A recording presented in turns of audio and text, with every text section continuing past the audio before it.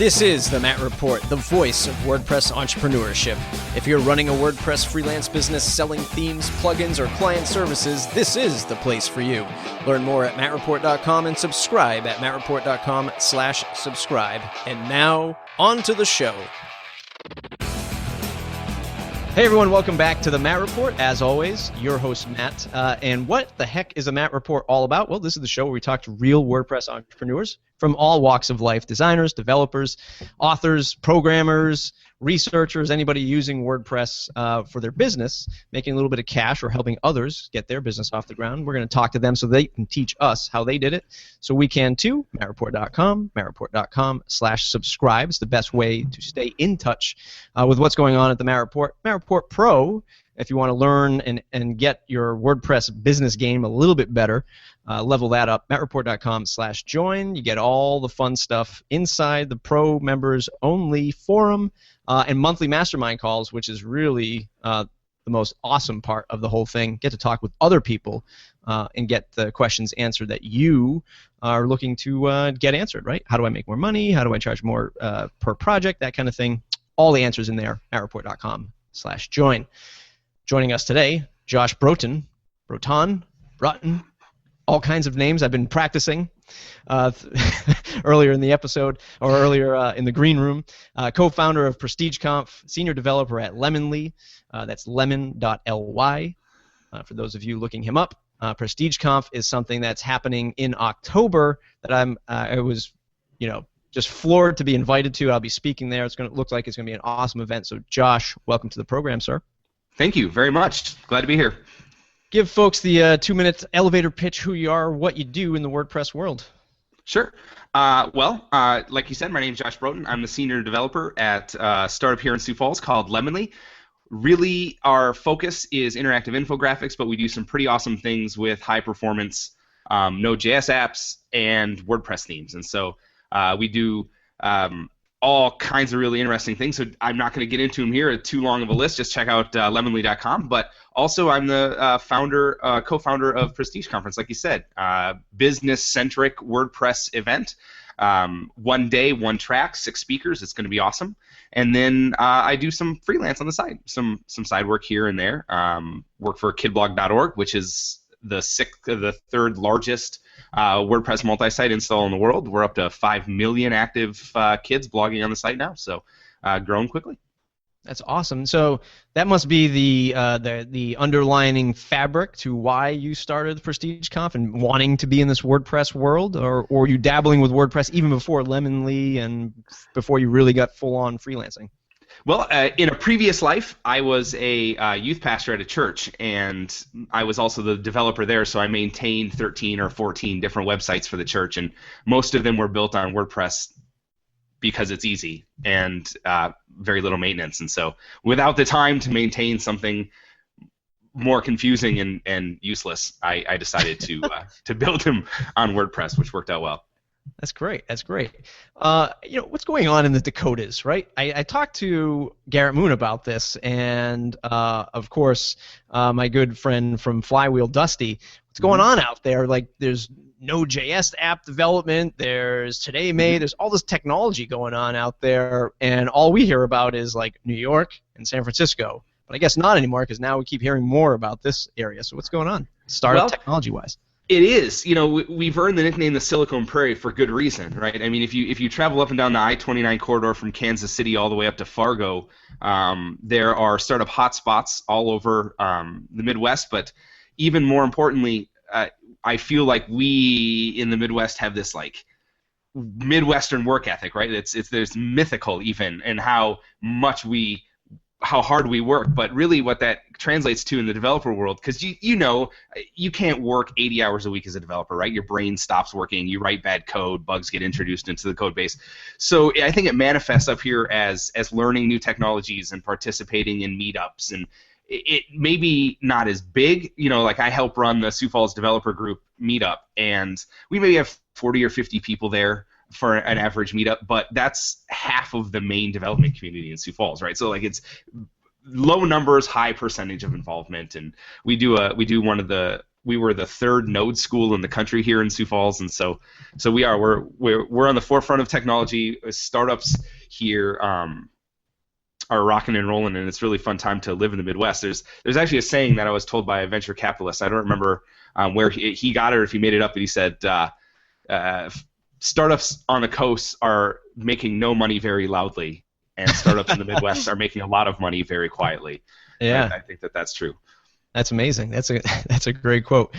So with all this tech and startup sort of buzz going on, I mean, what kind of splash are you looking to make with PrestigeConf, and maybe within WordPress, or are you looking to maybe expand it past WordPress, and WordPress is maybe just level 1 of where PrestigeConf is going to go? Give folks a rundown on why and how you started that. Sure. I think that Prestige Conference is really unique in that it's very focused, right? We've got a lot of developer conferences in this area, especially WordCamps. You know, we've got one in Omaha, we've got one in Iowa, we've got one in Minneapolis, and they're looking at starting one up in Fargo, I believe. And so they're spread out throughout the area. The problem with WordCamps is, and this is my problem with free conferences in general, or very inexpensive conferences, is that I have a really low success rate picking good talks. Right, like I go to 10 to 15 conferences a year I speak at. Last year I spoke at 20, and I think my success rate for picking good talks is maybe 30 to 40% at the most.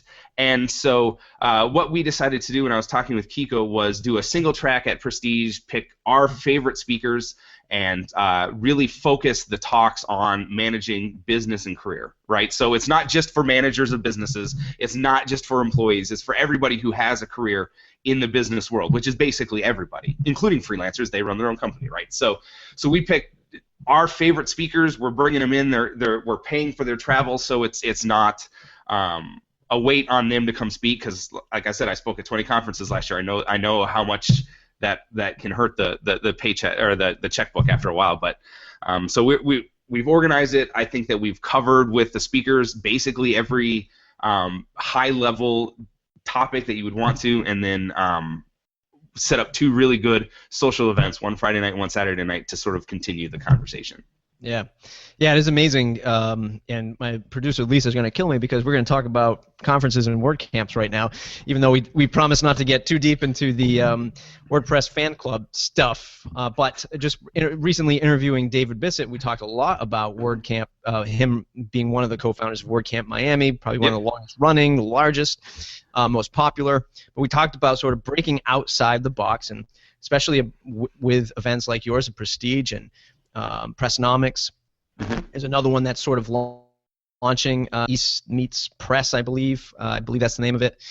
You know, when we talk about marketing budgets and sort of growing that, but how it's sort of still the best kept secret. I mean, you know, recently interviewing Pat Flynn and just other marketing people, and they're like, what the heck is a WordCamp? Never heard about it. Don't know what it is. Sounds kind of geeky to me. Oh, by the way, we're talking about marketing, we're talking about search engine optimization, we're talking about business stuff at these events, but people still see WordPress and they think, well, this is just for the technical people, not for us. So it's great to hear, you know, folks like you sort of finding that new channel, right, and sort of just marketing it in a new way, which I think is helpful all around, right? Plus, you made it a whole heck of a lot easier for the speakers paying their way.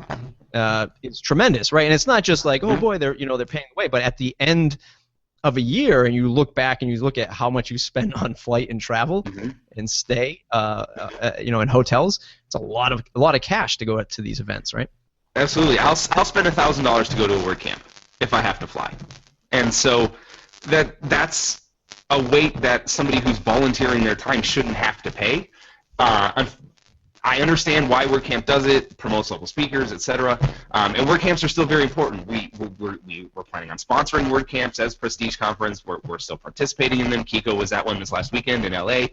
And so we don't disagree with what WordCamps do, but I think that there's an opportunity, especially in the WordPress world, because it's so large, to really make and focus conferences, right? So a business conference in Prestige, right? Like let's do a one-track conference on plugin development. Let's do a one-track conference on security. Let's do a one-track conference on all of these other topics to give people an opportunity to learn from the very, very best, not just the best who can afford to travel to an event, right? Like that's really what we wanted to do with Prestige, and what we also, our goal was, and the reason we went with one track is because after the event, when we're at the after party and people are talking, I don't want every conversation to start with, did you see this session? Did you see this session?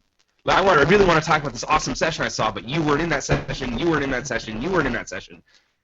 So let me spend a half hour like incorrectly reiterating what was said, and then we'll discuss. Right? Like everybody at that after party, all 250 people at Westwork that night will have seen all 6 of the sessions. Right? Yeah. They will know the exact same information that everyone else has, and they'll be able to discuss it, which is awesome. Yeah, absolutely. Josh, I'm going to ask you to just unplug your mic and plug it back in. Make sure that it's still selected in the microphone drop-down in Google Hangouts, because we're just getting some static. So go ahead and do that. Just give me the thumbs up visually when you do that, and I'll just keep going with the show real quick. So Josh started this with Kiko Doran. Kiko is a super high energetic dude that I've known since WordCamp Chicago last year. He's a great guy. He has his own WordPress shop. I also get a chance to speak with him out in WordCamp New York, and we were just talking about Prestige and how awesome it was going to be. So Kiko, if you want to check him out, you definitely do. We'll probably have him on the show at some point, but it's KikoDoran.com. Josh, welcome back. Thank you. Is that a little better? A lot better. All the noise is gone. Awesome. Well, I'm happy to hear that. So yeah, I mean, I think it's going to be great. I think it's going to be something that we all need to focus on, and it's just going to be a different, just a different flavor to the WordPress world. So I'm excited for it. I'm excited for 2015 and beyond. I'm already looking forward to where it's going to go with that. And that's the plan. Kiko was in LA this weekend because he was talking to the local community about organizing Prestige LA in February. So that's the plan at this point. We're planning on doing one in Seattle, one on the East Coast somewhere, and then maybe back in Minneapolis for the fall. So we've already got plans for future ones as well, and we'll see where this goes. Yeah, one of the questions, not to get stuck on conferences and stuff like that, but I think it's just a great way for businesses or the individual to sort of bring a new community together, much like you're doing here. And sort of a real benefit to getting known. Whole heck of a lot of work. Not going to be easy. But it is a great sort of, I don't want to just put the label marketing strategy on it, but it is a great way to sort of get known and build a fresh new community. Is that some of the strategy behind it, or are there other goals for Prestige greater than what we're seeing right now? Yes and no. First, when we launched the original Prestige conference website, it was a premium WordPress conference, right? Managing your business and career within the WordPress world. And what we realized was that WordPress is a tool, right? At this point, it's the best tool for the job that it does, but it is eventually a tool. And so we started asking ourselves this question, and this is a question that we think everyone who works in the WordPress world should ask, and I don't think anybody is, which I'm really excited about the Jake Goldman talk at Prestige, because he's going to ask this question. So, spoiler alert. But what are you going to do post-WordPress? Right? Like, if WordPress were to disappear tomorrow, if the code base were to fall apart, if something terrible were to happen and you were forced to not do WordPress, what would you do? Right? And we realized that more than a WordPress conference for businesses, you work in the interactive technology field. Let's talk about managing your business and career, right? And it doesn't matter whether you run the business or you're a mid-level manager of the business, or you are a developer, or you're a project manager, or you're the mail person, right? Like, eventually you want to be something other than that. And Prestige is just one of the things we think is a good investment in that future. That's tremendous. That's a great way to look at it, and I can't wait to hear Jake's talk. And I love the fact that he's always sort of, for as much as everybody regards him as WordPress agency guy, it's certainly much greater than that. Yeah. That should be very interesting. Let's talk about your career at Lemonly and sort of your goals for the future of Lemonly. One of them in the pre-interview notes was building a profitable product for Lemon.ly. So I guess just real quick, just set the stage one more time about what you produce at Lemon.ly and maybe that profitable product that you're looking for. Sure. So as the senior developer, I do a lot of project management on interactive infographics. We've got a whole staff of developers and freelancers that we work with make ending page interactive infographics. On top of that, we also do product development. And one of the products that we do is iOS apps. And we actually have a new one that launched today called Full version 2.0. I don't know if you've ever seen it. Basically, goal tracking app, extremely minimalistic and pretty, and works very well for my ADD life, right? And so that launched today. But we also do other stuff, right? Like we've got a product standing.io, right, which is basically a collection of conference talks in a nice wrapper with good filtering and things like that. That's actually built on Node and Mongo. And then we've got another product called FileWrap that's in beta right now. That's basically a really easy way for agencies to deliver finished files, like working files, to their clients when they're finished. And so that's in like closed alpha beta right now, and that's hopefully going to be like a SaaS model product. And so that's the sort of thing that I build at Lemon.ly when I'm not working on WordPress themes. And so those are all based on Node and Mongo. That's tremendous. And these apps that Lemon.ly as a company is launching, this is client work. These aren't apps in-house to Lemon.ly, right? No, they're in-house apps. Yep. Oh, they are in-house apps. Yeah. The interactive infographics and a few other WordPress themes, etc. Those are client work in a true agency model, and then the entrepreneur in my boss John Meyer also does product development. And so standing.io, FileWrap, we've got a new one that we're working through now, and then Full. Those are all SaaS model, like in-house apps. So it sounds to me like the business model might be sort of bootstrapping the app development with client services at the same time, right? If I'm reading that correctly. Absolutely. Yep. Any strategies towards that? Because I think a lot of us, I know I am, are implementing that in our business. Any strategies or recommendations for folks who are bootstrapping some sort of product? And by bootstrapping, if you don't know, sort of, I'm probably going to hack this up, but it's just doing something for some cash and then reinvesting it into your other product or idea.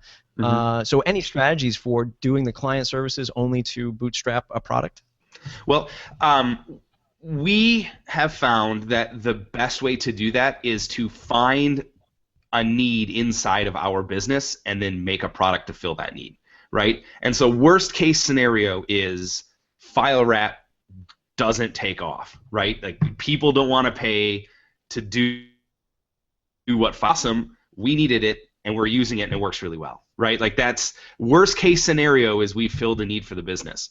But beyond that, if that's not your cup of tea, then the thing we had to remember, I had to learn when I started at Lemon.ly, because I'm like I come from like the traditional enterprise .NET world, right, where everything's waterfall and you have all of these requirements and you roll.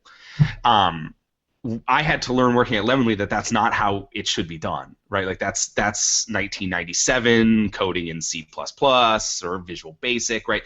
In especially in the startup world or in the bootstrap world, minimum viable product is super important. So what we ended up doing was listing all of the requirements, the minimum, if we were to use this, what is the minimum that it can do, and coded that, and then added one feature here, one feature here, one feature here until it's at the point that it's at now. But I wanted to get ahead of us, but I needed to learn to it doesn't need to do this really awesome thing that 3 out of 1,000 people will use. Right.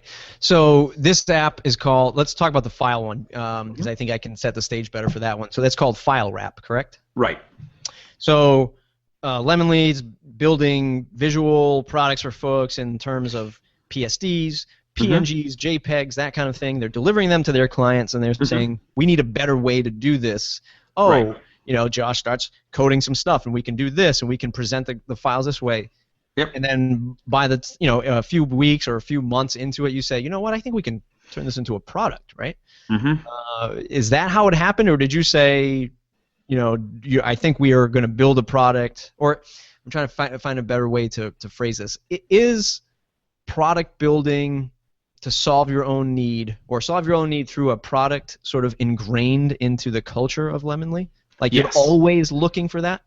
Mm-hmm. Yeah, it's one of those things where someone will complain about something, and then the next day we'll be holding a meeting to discuss how to solve that problem, be it paying for a product, or if that product doesn't exist or it's too expensive, doing it ourselves. But that's the beauty of having time, right? That's the beauty of having an employer, an owner who is both an entrepreneur and an investor in his employees, right? I mean, FileWrap was a way for me to learn Node. Like, that's really at the core what I treated it as. But at the same time, it turned out to be this awesome thing that our clients love, and so it solved all of the problems that we were facing all at the same time, which was awesome. Yeah, I see. I'm writing up a blog post. It's sort of still in draft. It's been in draft for a few weeks now. we're working on our product. By the time this episode airs, the product will be fully launched and it will be fully available. It's called Conductor, and it's the same approach where I try to look at everything at scale. So a client comes in with a particular problem, or we have a particular problem while we're developing in WordPress, and we say, how can we scale this beyond ourselves? And I try to put it through some quick paces. Like, we'll just really have a meeting about it and just sort of hash out, like, can we scale this problem? Is it something that should be solved in a product? Can it be solved in a product? And then we sort of talk about it. And if it's really something that we think we could touch upon, we'll throw it on a list, or we'll start drawing on the whiteboard and saying, maybe we should do this. And it's always about scale when it comes to solving any kind of problem. But the downfall of that is you're always trying to scale a problem, right? So you're always thinking to yourself, maybe I can solve this in a problem. So then you waste that hour to 2 hours, sometimes weeks of brainstorming. Yeah. Can we scale this? Should we scale this? How do you sort of pinpoint that right off the bat? It's almost impossible to do that, right? Like, I have been developing for 15 years now, 17 years now, and I have never one time gotten that question correct. I would say at Lemonly, the answer to the question is, can we scale this, is always, let's find out, right? Let's build it. Worst case scenario is it doesn't work, and we start over with something else, right? Like, that's where I think the development world falls short of most other businesses, right? An entrepreneur starts a moving company. He's not concerned with whether or not it will franchise well. He just wants to move some furniture, right? I am of the firm belief that I will build this thing, and if it doesn't scale, then it's my fault, and I'll hire somebody smarter than myself to fix it. But that's obviously not an option for you, as that person doesn't exist. But no, seriously, I saw what you guys are doing with Conductor plugin, and I love it, and I think it will scale great. You don't need my rubber stamp of approval on it, but it's one of those. If the more you try and fight, can I scale? Can I do this? Can I do that? The further you get away from the sort of like that MVP sort of picture of what is the minimum that this can do, and then version 1.1 can add that scaling feature, and then version 1.2 can fix this other problem that 5% of my clients have, and version 1.3, now that we're big enough, like we've reached critical mass for this use case, and so that's the Lemonly and sort of mindset, and I like that mindset because I don't get lost in the details. Then I don't get lost in the edge cases of that we have 1,000 users and one person might accidentally use it the wrong way. This way, we have to code against that before we even launch, right? Like we protect ourselves from that. How do you integrate the client's feedback, or the potential client or the potential user for your sort of in beta apps? How do you integrate them into the process? Like, you're building it for yourself, but how do you start giving the taste of it to others just to make sure that they want to buy into this idea? For FileWrap and for Standing, both of them, what we did was we contacted local agencies who have relationships with us. Obviously Lemonly doesn't have competition in Sioux Falls. We're the only infographic company there, and so most of the other agency work done in Sioux Falls is for websites and apps and things like that. And so what we did was we contacted other local agencies and had them just use it. And we gave them, lifetime free file wrap if they would use it and give us our feedback and help us with the beta issues and bugs. And they've uncovered a lot of them. I mean, but what's really cool is that it's closed and it's private, and I have personal relationships with the people who are doing the first round of testing, and so it's not horribly embarrassing and painful and damaging when there are those bugs. When we launched Conductor Beta, and this is not a show about Conductor, this is a show about you. One of the things that I went back and forth on was, how do we launch a beta 1 round, and do we charge for it? And immediately I said, yes, we're going to charge for it. We're going to give not a super steep discount, but a discount. And then I'm going to offer a discount on sort of the different levels to those people who adopted early, and I sort of made that known as best as I could. One of the things I found was, for the folks that I gave our beta to for free and said, try this out, let me know what you think, they told me that they were really into testing it. All I heard was crickets. Like, no feedback. They had no skin in the game. So I'm wondering your thoughts on free versus paid beta rounds based on your experience. I think that there's a place for both of those. I think for Lemonly, because we have these personal relationships with people and because they were willing to test it and they did test it, we got that first round of feedback very clear. I mean, they told us what was wrong with it, and what they didn't like, and what they liked. I don't think that offering a free round or a beta test to everybody, right, is the right way to do it. I think, well, one, there's costs, right, for us, file storage and bandwidth and servers. But beyond that, that core, when you give $10 a month to something, you're investing in it and are far more likely to use it, and that's powerful, Yeah, and that's also the reason why at Prestige we had toyed with the idea of giving away Friday night tickets for free, but our concern was, with extremely limited space, everybody would take one and then no one would come. Exactly. So, is there any special takeaway for the freelancer who's listening, or maybe the small agency that's listening that wants to get into the product development and sort of looking at the stuff at scale? I know we talked about about how do we manage that, and there's no real silver bullet for that. But is there any other takeaway that you might have for somebody looking to launch a product and sort of formalize that for the future? Absolutely, and that's do it. Right? That sounds so dumb, but I as one of the leaders of the developer community here in Sioux Falls, I see people all the time say, Josh, I have this awesome idea. I just don't have the time, right? I have this really cool idea, but I'm spending 40 hours a week coding at work, and then I have wife, and then I have kids, and et cetera, et cetera.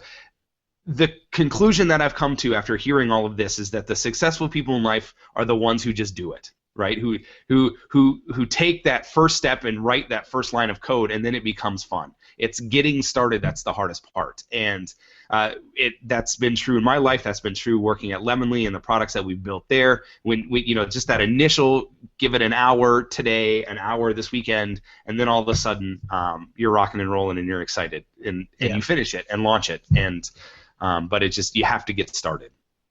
Any crazy takeaway advice for somebody who's crazy enough to start a conference like you are? Get the right food vendor.